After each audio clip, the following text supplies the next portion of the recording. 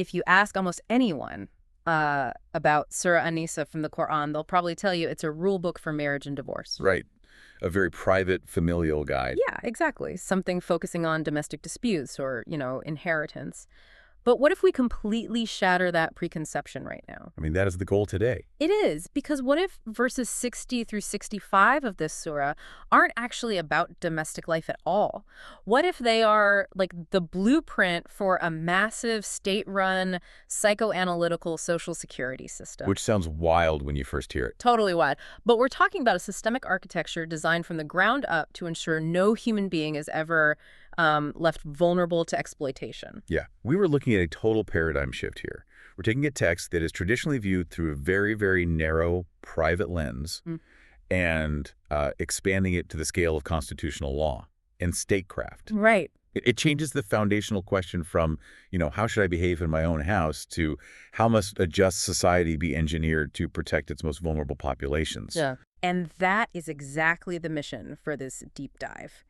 We're exploring the systemic extraction of Allama G. Parwez's lecture from October 1976. It's a fascinating piece of source material. It really is. We are transitioning from reading these verses as private, ritualistic blessings to understanding them as a constitutional charter, like a universal manifesto of human rights. Which is a heavy transition. It is. And actually, just a quick note to you listening, we are going to explore some pretty heavy critiques today. Critiques of modern capitalism, secular frameworks, and, traditional religious practices as they're presented in this 1976 source material. Yeah, we need to be clear that we are impartially reporting the socioeconomic theories of Allama Parwez here. Exactly. We aren't endorsing any specific political, economic, or religious ideology. We're just the guides, basically, helping you unpack the mechanics of these ideas. And to unpack them, the foundational premise Parwez introduces right at the start is the friction between two very distinct concepts. Right. The difference between mazhab and deen. Yeah. Exactly. Mazhab, which roughly translates to religion, and deen, which translates to system. The text argues that understanding the total opposition between these two, like they are complete opposites, is the only way to grasp what verses 60 through 65 are attempting to build. But, in everyday conversation, people use those words interchangeably all the time. Oh, constantly. Religion, system, faith, way of life, they all just get thrown into the exact same bucket. But this lecture pulls them violently apart. Because according to the source material, mazhab, or religion, is inherently individualistic. It's private. Okay. A person can practice their rituals, prayer, fasting, meditation, perfectly well under any secular, capitalist, or non-Islamic government. Right, because the government doesn't really care what you do in your living room. Exactly. The text posits that a capitalist oligarchy or a secular dictatorship has absolutely no problem with your private worship, because personal religion does not challenge the systemic status quo. So, if you meditate in your living room, you aren't threatening the consolidation of wealth? Or, like, the exploitative labor practices happening right outside your window? You're not a threat at all. Religion flourishes under any umbrella because it asks absolutely nothing of the state's economic engine. I think of it like a personal diet plan. Oh, that's a good way to look at it. Right, like you can decide to eat vegan or keto or whatever inside your own kitchen. The government does not care what is in your fridge. No, they really don't. But deen is like the entire national agricultural and food distribution policy. It dictates the actual environment in which everyone lives and eats. The necro system. Yeah. Yeah. It's the FDA, the supply chain, the subsidies for farmers. It's the laws preventing corporations from poisoning the water supply. A personal diet plan does not stop starvation on a national level. Only a systemic agricultural policy can do that. Exactly. Capitalism loves your personal diet plan because it can just sell you products for it while continuing to run the macro system however it wants. And your personal diet plan cannot protect the vulnerable from a toxic food system. Only a structural overhaul can do that. And the text defines deen as that structural overhaul. It's a living, collective social order. So it's not just a set of beliefs? No, it's a state apparatus where the jurisprudence, the economy, and the government draw their ultimate sovereignty exclusively from the Book of Allah. If the systemic foundation of a state does not draw its supreme sovereignty from that specific constitutional charter, Then it's not deen. right, it cannot be classified as deen regardless of how piously the citizens practice their private religious rituals. Okay, so to understand this massive shift from a personal diet plan to a national socio-political state, we have to look at the vocabulary of the text itself. We really do. Because the lecture argues that we've been reading a constitution using the vocabulary of, like, a poetry book. Which completely changes the meaning. Completely. We have to move from ritualistic definitions to functional socioeconomic ones. And the text starts this redefinition with the very title and subjects of the surah itself, right? Nisa and Yatama. Yes. So traditionally, Yatama is translated strictly as orphans, and Nisa is simply translated as women. Just demographic categories. Exactly. But Parwez expands these definitions to their functional socioeconomic roots. He points out that Yatama comes from a root meaning to be left alone. Oh, wow. So not just a child without parents. Right. Well, a child who has lost parents is certainly left alone. The socioeconomic definition is much broader. It encompasses anyone who has been left isolated or marginalized in the struggle of life. Like who? Well, it includes the unemployed, the disabled, the elderly without support, anyone structurally isolated. That is a huge shift. And similarly, the term Nisa is expanded beyond gender. It's used to represent any functional group or segment of society that requires structural protection and nourishment to thrive. Because if you're just reading this as a charity pamphlet for widows and orphans, you're completely shrinking the scope of the text. You're making it a private charitable suggestion. Yeah, exactly. But if Nisa and Yatama represent all vulnerable, marginalized segments of society, then Surah An-Nisa is a manual for how the state must intervene to protect them. Precisely. But, okay, to protect them, the state first has to identify the threat, right? Like, what is making them vulnerable in the first place? And that brings us to verse 60, and probably the most critical vocabulary shift in the entire lecture. The word taghut. Yes. So, historically, taghut was interpreted to mean physical idols. Biological deities, stone statues in a temple, or, priests whom people consulted for fortune-telling. Stuff from thousands of years ago. Right. And the text points out a massive danger in this historical interpretation, because physical, literal idols are mostly gone from modern society. Right. Nobody is really bowing to a stone statue on Wall Street. Exactly. And because of that, people suffer this fatal self-deception that taghut no longer exists. They assume that because they do not bow to a statue, their society is completely free of it. But the lecture redefines taghut systemically. Yes, it does. It says taghut is any parallel non-Quranic power, any legal system, exploitative economic ideology, or constitutional framework that assumes legislative or executive sovereignty outside of this specific framework of universal human rights. And rejecting taghut, this redefined systemic taghut, is the absolute non-negotiable prerequisite for integrating into the Quranic system. It's step one. It is step one. The lecture explicitly exposes the self-deception of individuals who claim to believe in the Quran, but take their socioeconomic and legal disputes to taghut for adjudication. You can't play both sides. You cannot hold a hybrid allegiance. Verse 60 exposes the fundamental systemic contradiction of individuals who claim to believe, but simultaneously seek dispute resolution from parallel exploitative frameworks. Okay, but I struggle with the practicality of this. How so? Well, let's say I live in a modern capitalist society. My employer steals my wages. I am forced to go to the secular labor board or, some corporate arbitration court just to get my money back. Right, to survive. Yeah, to survive. But by doing that, I am participating in what this text calls a parallel, non-Quranic system. Does the text imply I am failing the prerequisite just by trying to survive in the world as it actually exists today? It's a really valid question. But the text is addressing the establishment of a society, the architectural blueprint. Okay. It argues that a society cannot claim to have established deen if its citizens are forced to rely on exploitative systems for justice. The critique is leveled at the macro-level self-deception of a whole community. So it's not blaming the individual wage earner. No, it's saying if a community builds an exploitative banking sector or a corrupt judicial system, and then its members pray 5 times a day and call themselves pure, the system fundamentally rejects that claim. Oh, I see. The intellectual and systemic integration into deen requires a total purging of these exploitative parallel powers from the actual societal structure. So you cannot claim to support a pure national agricultural policy while simultaneously funding the corrupt corporations poisoning the water supply. That's a great way to put it. You cannot separate the spiritual from the structural. And this functional redefinition completely alters how we understand the concept of forgiveness, too. Yes. Verse 64. Let's look at that. The word is istighfar. Traditionally, istighfar is viewed as a private, ritualistic plea, like you sit on a prayer mat and ask God to forgive your personal sins. Right. But under the lens of a living constitutional system, a private, tearful plea has literally no function in a court of law. It doesn't hold up in court. It doesn't. Yeah. Systemically, istighfar is redefined as seeking institutional protection or mitigation from the socio-legal consequences of a slip or an infraction. Okay. And this mitigation is systematically requested through the central authority, the living state apparatus. Let me put a modern analogy on this because it sounds less like spiritual karma and more like filing for Chapter 11 bankruptcy. Oh, I like that. Walk me through it. So if a business owner makes a series of terrible financial decisions, their company collapses and they owe millions. In a purely punitive system, they might just be thrown into debtor's prison, right?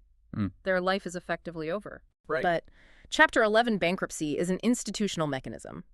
The business owner goes to a central authority, admits the failure, and seeks legal mitigation. The state then provides a structured plan to restructure the debt, protect the employees, and allow the individual to rebuild without being utterly destroyed. That Chapter 11 analogy captures the institutional mechanics perfectly. Yeah. Because if an individual commits an infraction against the social order, they do not just pray it away in private, hoping the universe balances it out somehow. They go to the Living Administrative Center and seek istighfar. They seek that institutional protection. Exactly. They seek protection from the physical and socio-legal fallout of their actions, managed according to the laws established in the Constitution. It is a functional, legal process within a state designed to rehabilitate rather than just a private whisper into the void. But this plants everything firmly in the realm of civics and law. And honestly, this raises a massive red flag for me. What's the red flag? If the system isn't about arbitrary spiritual forgiveness, but actual institutional law, how does the state enforce it without becoming a tyrannical police state? Right? Like, if you take away the fear of hellfire and replace it with state courts, how do you prevent the government from just holding a gun to everyone's head to make them comply? This moves us directly into the paradigm of Ayat, which is also the subject of verse 64. Okay, what is Ayat? Well, think about the traditional and secular legal understanding of obedience. It's forced, mechanical compliance. It is enacted under the threat of punitive measures. Modern courts only adjudicate physical infractions. They completely ignore the psychological intent or, the internal resentment of the citizen. Right. The lecture uses an incredible linguistic analogy here. The Arabic root of Ayat is tawa. Yes. And modern law is compared to violently knocking down an unripe fruit from a tree with a stick. Like, if you stop at a red light because there's a camera there and you are terrified of getting a $200 ticket, the state considers you a peaceful citizen. You have technically complied with the law. But internally? Internally, you might be cursing the local government. You're frustrated, looking for a loophole. Maybe you even put one of those covers over your license plate. You are the unripe fruit beaten down by the stick of punitive fines. And Ayat is the exact antithesis of that stick. It is likened to a fully ripened fruit that falls naturally and organically on its own. No stick required. No stick required. It requires no external coercion whatsoever. It implies adopting the state's laws without any internal resistance or psychological friction. The individual's will naturally aligns with the Constitution. So you stop at the red light not because of the camera, but because your internal paradigm recognizes that stopping protects your fellow citizens. Exactly. You deeply desire the safety of your community. The internal paradigm shifts so much that the camera becomes entirely irrelevant. And this brings us to verse 65, which establishes the ultimate psychological test of this system. The threshold of Taslim. Taslim, right. What does the text say about this institutional standard of legality? It mandates that citizens must accept the adjudications of the state without feeling any internal heaviness, no burden, and no urge to protest. Wow. The Arabic word used for burden is jirani, and the urge to protest is itijash. If this psychological threshold is not met, if the citizens feel a heaviness in their hearts when a verdict is handed down against them, then true itaat has not been achieved. The system has failed. The system has failed its primary objective. The lecture uses the analogy of a jungle to illustrate this, which I thought was fascinating. Imagine you are in absolute isolation in a deep jungle. There are no police, no judges, no witnesses, no cameras, and you commit an infraction. Right. Under mechanical compliance, the unripe fruit scenario, you would walk away and think, I got away with it because the stick isn't there to hit you. Sure. But under Taslim, your internal paradigm has shifted so profoundly that you willingly step forward and hold yourself accountable upon returning to society. Coercive state enforcement just becomes entirely obsolete. Because violating the laws of this system is recognized structurally not just as a crime against the state, but as an act of oppression and injustice against one's own self. Because the laws are actually good for you. Exactly. The laws are designed for the active nourishment and growth of the human personality. Breaking them harms the individual's own psychological development. I have to pause here, though, because this is where the text feels dangerously utopian to me. Utopian how? Well, human nature is inherently selfish, flawed, and, let's be honest, prone to rationalizing bad behavior. I just do not believe people wake up one day, overcome millions of years of evolutionary self-preservation, and say, I love the justice system so much that I'm going to turn myself in for a victimless crime I committed in the jungle. Right, that sounds impossible. It does. An institution cannot just demand that people rewire their brains to feel no internal heaviness. How on earth does a bureaucracy overwrite human nature? A bureaucracy cannot, and that is exactly why the text introduces the economic and psychological engine of the Quranic social order. Okay, the Nizam-i-Rububiyyah. Yes, Nizam-i-Rububiyyat. The state cannot just demand taslim. It must earn that level of profound obedience by acting as the ultimate provider and healer. It must structurally eradicate the socioeconomic conditions that trigger that evolutionary self-preservation you mentioned. But how does it actually do that? The text talks about the state acting as a mother through the concepts of Rafat and Ramat. Which is key. Traditional religion views Rafat and Ramat as abstract spiritual blessings, like God's mercy falling invisibly from the sky. Right. But the Quranic system operationalizes these terms. They represent institutionalized, maternal-like psychological nourishment and socioeconomic care. As opposed to what? Well, modern capitalist frameworks treat citizens transactionally. Think of a bank manager and a client. You deposit money or you get a loan. Yeah. When the transaction ends, the relationship ends. Yeah. The bank manager does not care if you are isolated, if you have childhood trauma, or if you're struggling to feed your children, as long as the loan is repaid. It is entirely mechanical. If you default, the bank takes your house. There is no Rafat there. None. The Quranic blueprint, however, mandates the state to operate with the expansive, flexible care of a mother. A mother. A mother dynamically expands her care to fulfill the socioeconomic and emotional vacuums of her children. If one child is healthy and another is sick, she does not give them both the exact same mechanical treatment, right? Right, she gives the sick child medicine. Exactly. She gives the sick child the specific medical and emotional attention required to heal. It's equity over rigid equality. The institution of the state must administer laws with this same maternal affection. It must provide universal sustenance, which is rubaiyat. See, this completely reframes the purpose of wealth distribution and inheritance in the Surah. If An-Nisa is viewed just as domestic law, inheritance is literally just about who gets the house when dad died. Right, a private windfall. It's just private money. But under Nizam-i-Rububiyyat, inheritance and wealth distribution are systemic circulation mechanisms. They are actually designed to prevent the concentration of wealth in the hands of a few and ensure the rububiyyat, the nourishment of the yatama and nisa, those marginalized groups we talked about earlier. Wealth in this system is like blood in a physical body. If blood pools in one area, it causes a clot, and the rest of the body necrotizes. It dies. It dies. The state's economic engine ensures the continuous, equitable circulation of resources so that no individual is ever left in a state of deprivation. And this ties directly into how the system views crime and punishment. This was honestly the most striking part of the lecture for me, because modern mechanical law views crime as an isolated act of malice to be punished. Right. If someone steals, they are a thief, put them in a cage.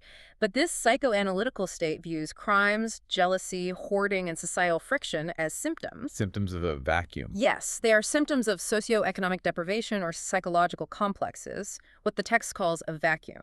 And a system of purely punitive laws like amputating hands for theft or standing at crossroads with whips without active psychological rehabilitation fundamentally fails the Quranic blueprint. It misses the point entirely. It does.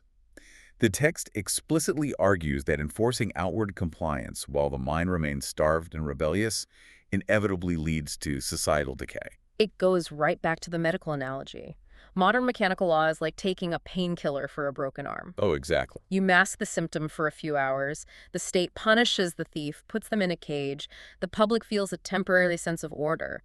But the root cause, the broken bone, the systemic poverty, the psychological vacuum that drove the person to steal in the first place, is still there, festing in the community. It never actually went away. No. The Quranic state, operating under Nizami Rubiyat, acts as the surgeon and the physical therapist. It resets the bone, casts it, and actively fills these emotional and economic deprivations unconditionally. And by filling that vacuum, the state eradicates the root desire to commit crimes in the first place. This process is called tazkiyah. It's the active psychological and functional development of the individual's personality. The state's goal is not merely to penalize.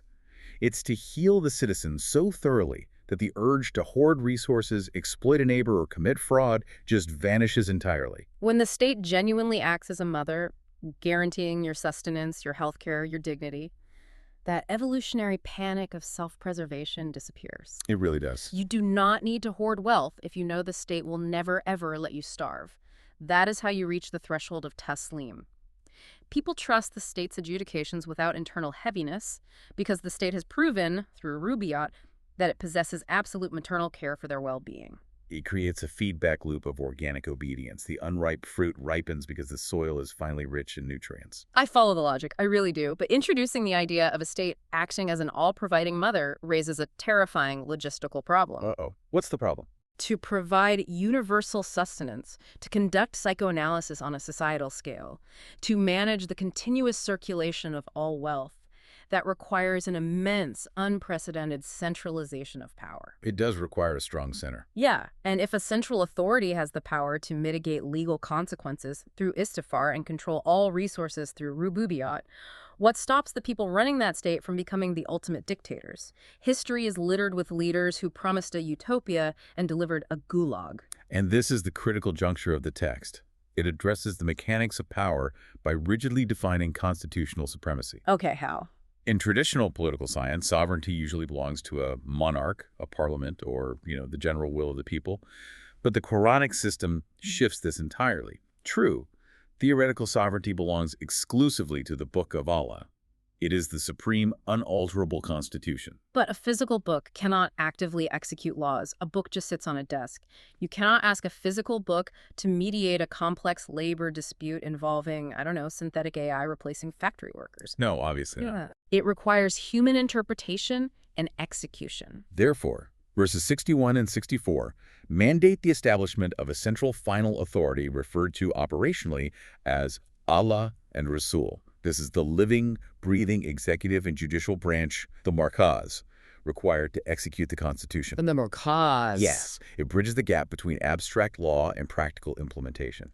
So there is a human executive, but does this Markaz have the power to create new laws or grant pardons at will? Because if the executive can do whatever they want in the name of the book, we are right back to tyranny. That's the brilliance of it. Yeah. The executive branch has zero legislative autonomy. This is the absolute eradication of executive immunity. Zero autonomy. Zero. In secular dictatorships or historical monarchies, the sovereign possesses the personal right to grant pardons. A king can just say, "I favor you, therefore you are forgiven."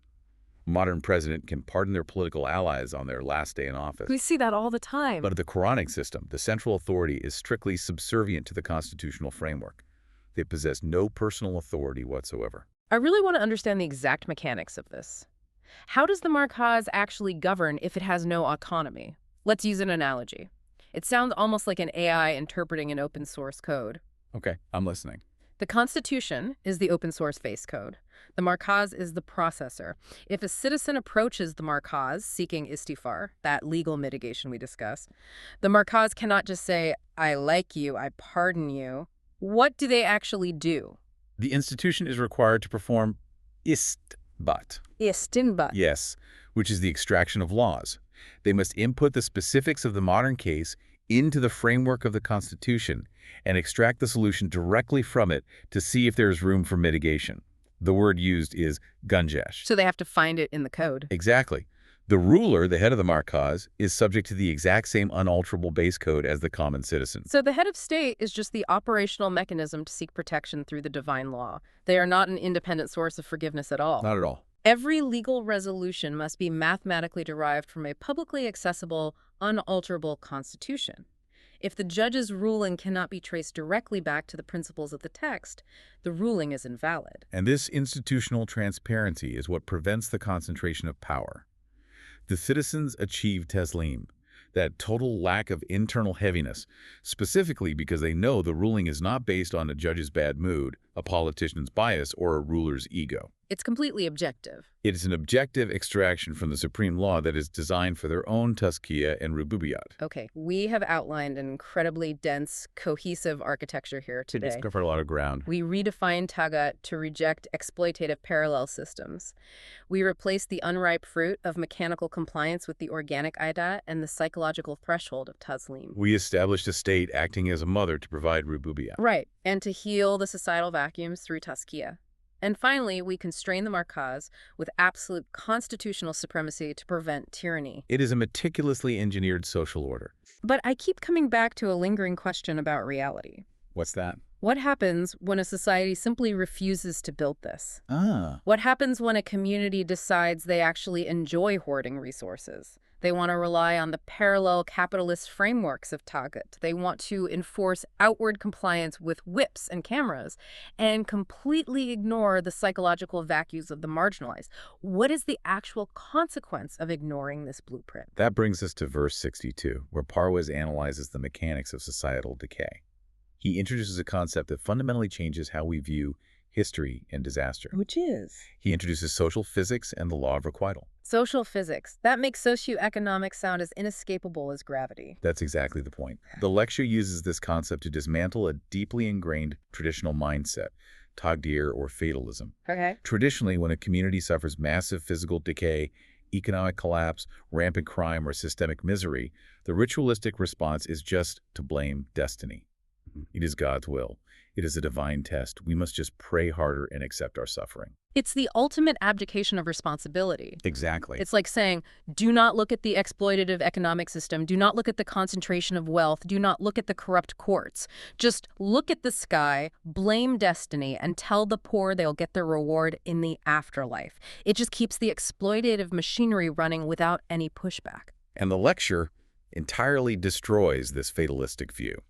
The social physics of the text dictates that when a community suffers physical decay or socioeconomic miseries, it is the direct, inescapable physical consequence of their own hands. It's cause and effect. It is the mathematical result of their reliance on exploitative, non-Quranic systems. On Taghut. It's like if I walk off the edge of a 10-story building, gravity pulls me down, and I break every bone in my body. I do not lie on the sidewalk and blame destiny. Right, you blame gravity. I blame the fact that I ignored the laws of physics. Similarly, if you build an economic system based on hoarding, where the Allama and Nisa are left to starve, the society will inevitably collapse under the weight of inequality, crime, and revolution. It's unavoidable. You do not blame destiny for a bloody revolution. You blame the fact that you ignored the laws of social physics. The law of requital states that every action bears a necessary physical result in the social sphere.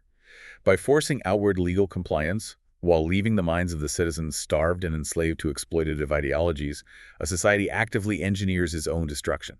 It creates a population of hypocrites. So, seeking justice or economic security from Taghut while simultaneously expecting divine welfare or societal peace is just a fatal societal self-deception. It's like planting seeds of poison ivy and praying for a harvest of wheat.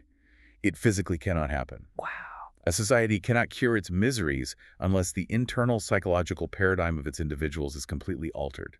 And that paradigm shift can only occur when the systemic root causes of deprivation are eradicated by a central authority bound by equity. This has been a massive undertaking today. Let's synthesize the core takeaway for the listener. What is the permanent value, the Mustaqila Qadar, established in this lecture? I think it's clear. The permanent value is that Surah An-Nisa is far, far removed from a mere collection of domestic rules about marriage and family. It is a universal manifesto for human rights. It demands a society built on absolute human dignity, social equity, and profound psychological transformation. It redefines obedience from fear to organic harmonization. Yes. It redefines the state's role from a punitive warden to a healing mother, and it demands the complete, uncompromising eradication of exploitative power structures. It really challenges us to look at the very foundation of how human beings interact with authority. And I want to leave you with a final provocation to mull over. Go for it. Consider the legal and economic systems you navigate every single day. Think about your national government, your local courts, your corporate hierarchies. Do they encourage your psychological growth? Do they actively identify and fill your socioeconomic vacuums unconditionally? Probably not. Do they inspire you to hold yourself internally accountable in the dark? Or do they simply train you to avoid the stick, to avoid getting caught? If true, systemic justice requires us to accept societal rulings without a single trace of internal resentment. How far is our modern world from that reality? Are we just unripe fruit bracing for the stick? We've explored how the systemic blueprint protects the individual, how it demands profound psychological healing, and how it mandates the state to act with maternal care. But there's a missing piece. There is. This entire structure balances on the razor's edge of the markaz, that central authority tasked with extracting and executing the law. How does the Quran define the specific structure of this authority? How does it actually function day to day in the real world without collapsing into gridlocked bureaucracy? That is exactly where we go in the next deep dive.